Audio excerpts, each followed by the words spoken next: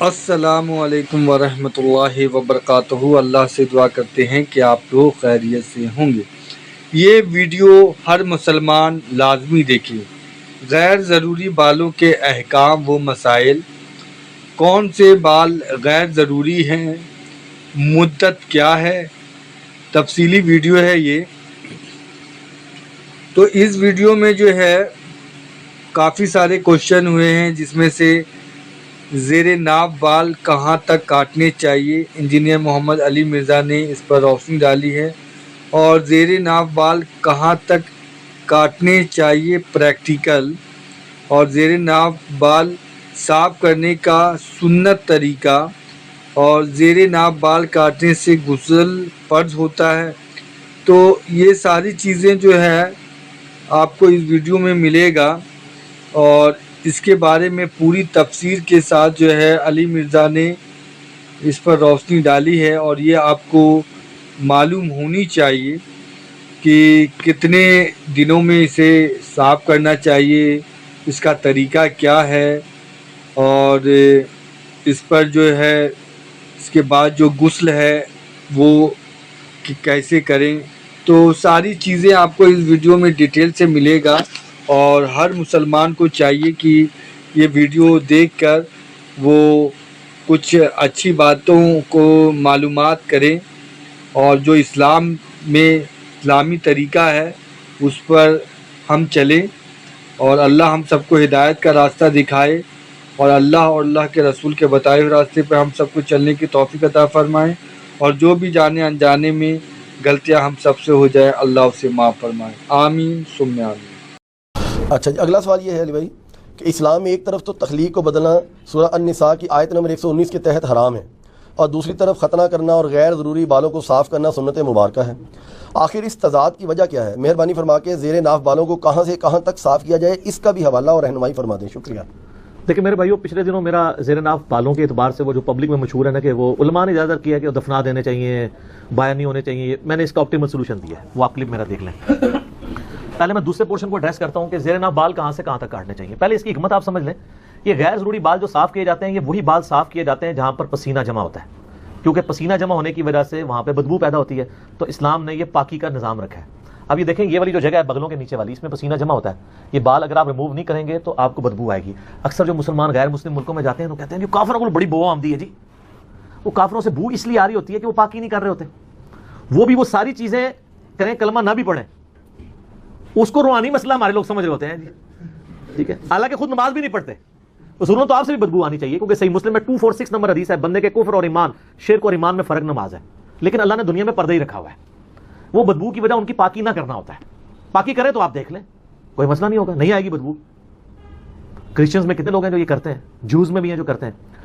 تو یہاں پہ پسینہ جمع ہوتا ہے، اس لیے نبی علیہ السلام نے اس کو مشروع فرمایا ہے۔ صحیح مسلم میں حدیث ہے، نبی علیہ السلام نے زیر ناف بال، بغلوں کے بال اور ناخنوں کے لیے 40 دن کی مدت مقرر فرمائی ہے کہ 40 دن میں ایک دفعہ تو لازمی کرنا ہے، ویسے تو ہر ہفتے میں ایک دفعہ کرنے چاہیے۔ مسلم شریف میں حدیث ہے، بخاری مسلم دونوں میں حدیث ہے کہ جمعے کا غسل ہر مسلمان پہ، مرد و عورت کے اوپر، مسلم کے اوپر، اس میں مسلم کے الفاظ ہیں سر، بریلوی دیوبندی نہیں ہے، اہل حدیث نہیں، شیعہ نہیں، یہ واجب ہے، اور اس کی ایکسپلینیشن صحیح مسلم میں ہے کہ ہفتے میں کسی ایک دن کریں، جمعے کا دن ہو تو زیادہ بہتر ہے، جس میں الفاظ ہے جس میں وہ اپنے جسم کی صفائی کرے۔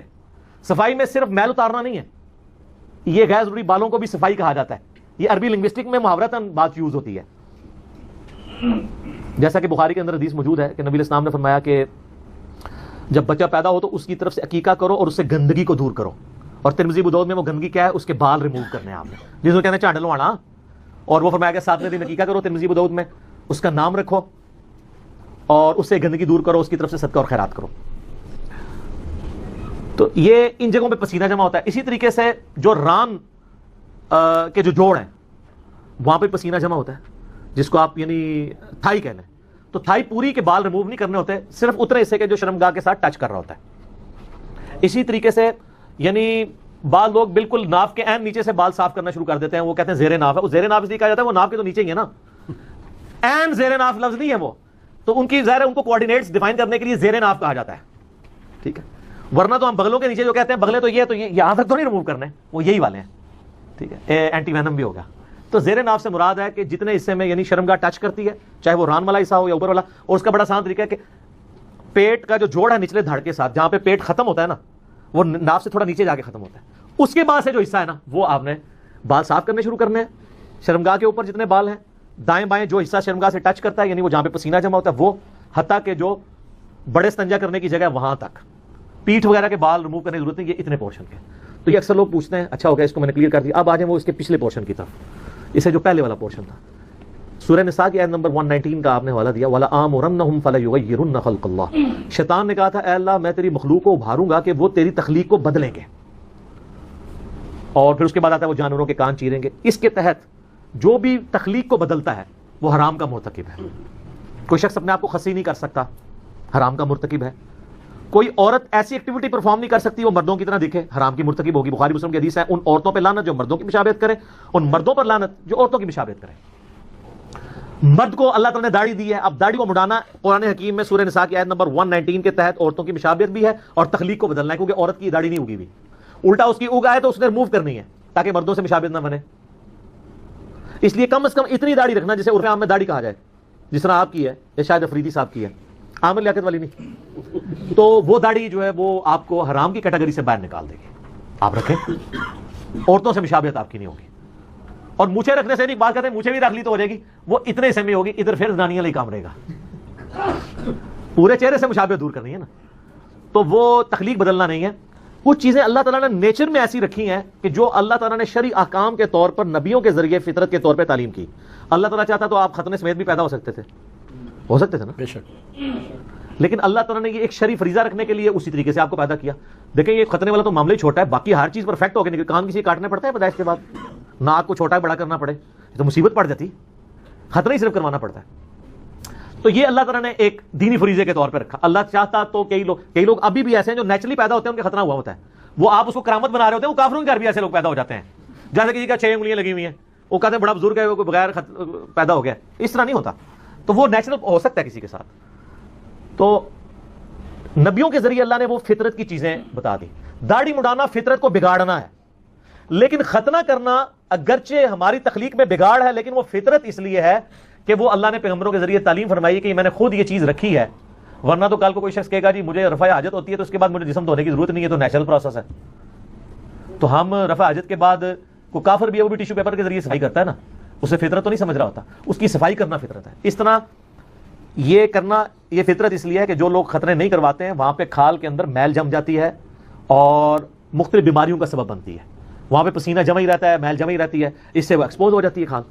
باقی عورتوں کا خطرہ کوئی نہیں. وہ دودھ والی روایت جعلی ہے، وہ جو آپ کے انڈیا کے ایک مولانا صاحب کی بڑی وہ کچھ ویڈیوز اس طرح کی چڑی ہیں عورتوں کے خطرے والے. تو میری اس میں اب نام نہیں لیتا، جو کہ شریف آدمی ہے، وہ چند شرفاء میں سے جس نے میرے خلاف کوئی کلپ نہیں بنایا، لیکن جہاں اس نے غلطی کی ہے میں نے اس کو ہائی لائٹ کیا ہے. ایڈوکیٹ فیض سید صاحب حافظہ اللہ تعالیٰ. تو عورتوں کے خطرے میں میرا کلپ ہے، میں نے ان کو جواب دیا کہ وہ روایت ہی جعلی ہے. خود ابو داؤد نے لکھا ہے وہ جعلی روایت ہے، آپ عورتوں کے خطرے کرواتے پھر رہے ہیں، تو وہ نہیں ہے. تو یہ تخلیق کو بدلنا نہیں، یہ فطرت ہے. اس کے ثبوت میں بخاری مسلم کی حدیث ہے کہ 5 چیزیں فطرت سے ہیں. نمبر 1 ختنہ کروانا، نمبر 2 ناخن کاٹنا، نمبر 3 زیر ناف بال صاف کرنا یا اکھیڑنا کسی بھی فارم میں ہو. آپ اسلے سے صاف بھی کر سکتے ہیں، بخاری میں حدیث ہیں اسطرے والی بھی. بال صفا پاؤڈر بھی استعمال کر سکتے ہیں، کریم بھی، اگر وہ سکن کو کاز نہ کرے کوئی ڈیمیج، جو آج کل رپورٹیں آ رہی کر رہے ہیں، اس لیے اس کو تو اوائڈ کریں. اس کی وجہ اسٹرپس کا یوز بہتر ہے. اور نمبر 4 بغلوں کے بال، زیر ناف بال، بغلوں کے بال. اور نمبر 5 مونچھوں کو پس کرنا. اور مسلم شریف میں 10 حدیثیں ہیں فطرت میں، ان میں داڑھی بڑھانا بھی فطرت میں ہے، مسواک کرنا، کلی کرنا، یہ ساری چیزیں فطرت میں داخل ہیں. تو جو چیزیں اگرچہ بظاہر تخلیق کو بگاڑ رہی ہیں لیکن وہ اللہ تعالیٰ نے بلٹ ان رکھی ہوئی ہیں تاکہ انسان شریعت کو اوبے کرتے ہوئے اس کو ایگزیکیوٹ کرے. وہ تخلیق کا بدلنا نہیں ہے بلکہ وہاں پہ تخلیق بدلنا ہی فطرت ہے. اس فرق کو سمجھیں. اسی طریقے سے اس میں یہ بھی یاد رکھیے گا، ایک شخص کی 6 انگلیاں نکلائی ہیں. اب اگر وہ ایک انگلی کٹوانا چاہتا ہے تو اس کا حق ہے، وہ تخلیق نہیں بدل رہا بلکہ وہ خود تخلیق سے ہٹا ہوا ہے، ڈیمیجڈ ہے، یہ اس کی فالتو ہے، وہ ریموو کروا سکتا ہے.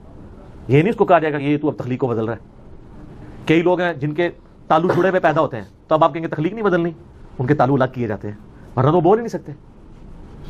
کئی لوگ حتیٰ کہ ابو داؤد میں حدیث ہے کہ ایک صحابی کی ناک کٹ گئی تو اس نے چاندی کی ناک بنوا کے لگائی، لیکن اس میں بدبو پڑ گئی. ظاہر ہے چاندی تو اتنی کروجن ریزسٹنٹ اس کے اندر موجود نہیں ہے، ریزسٹنس نہیں ہے ریزسٹنس. پھر نبی الاسلام نے ان کو حکم دیا کہ سونے کی چاند جو ہے ناک بنا کے لگاؤ. پھر اس نے سونے کی ناک لگائی ظاہر ناک کے بغیر تو بندہ بڑا عجیب ہی لگتا ہے نا. تو سونے کی ناک بھی آپ حالانکہ مت کے سونا حرام ہے, لیکن اس بڑے ضرر سے بچنے کے لیے جو چہرے کا بگاڑ ہے, سونے کا آپ دانت بھی لگوا سکتے ہیں, لیکن سونے چاندی کے برتنوں میں کھانا کھانا حرام ہے. یہ ابو داؤد میں حدیث ہے, نبی علیہ السلام نے ان کو یوز کرنے سے منع فرمایا, صحیح سند کے ساتھ حدیث ہے. تو سونے کا دانت اگر کسی نے لگوایا ہے, اس کی وفات ہو گئی, تو اب یہ نہیں ہے کہ اس کو دانت سمیت ہی دفنا دیں, آپ دانت اتروا سکتے ہیں, کیونکہ وہ ایک قیمتی چیز ہے, اس کے ساتھ ضائع نہ کریں. لیکن جو ہماری میتیں فوت ہوتی ہیں ان کی شیو کر رہے ہوتے ہیں, آپ کو پتا ہے نا, وہ شیو کر کے دفنا رہے ہوتے ہیں, ایسے لوگ بھی ہیں, وہ عجیب لگ رہا ہے بندہ. اور بعض کو بہت جاہل ہے تو وہ تو غیر ضروری بال بھی صاف کرتے ہیں, لیکن یہ کام کرنے کی ضرورت نہیں ہے. مر گیا تو وہ اللہ کی امانت ہے, اللہ کے سپرد کرے. البتہ اس کے جسم پہ جو کپڑے ہیں یا کوئی قیمتی چیز, کوئی عورت ہے اس کی کان میں بالیاں ہیں, وہ آپ نکال لیں, وہ ظاہر زندہ بندوں کی ضرورت ہے. کپڑے بھی احتیاط سے اگر اتر سکتے ہیں تو اتار لیں, زندہ بندوں کی ضرورت ہے. اور لوگ وہ ڈرتے ہیں, وہ کپڑے پہنتے ہوئے ڈر رہے ہوتے ہیں کہیں ماری نہ جائے. اس طرح نہیں کو مرتا میرے بھائی.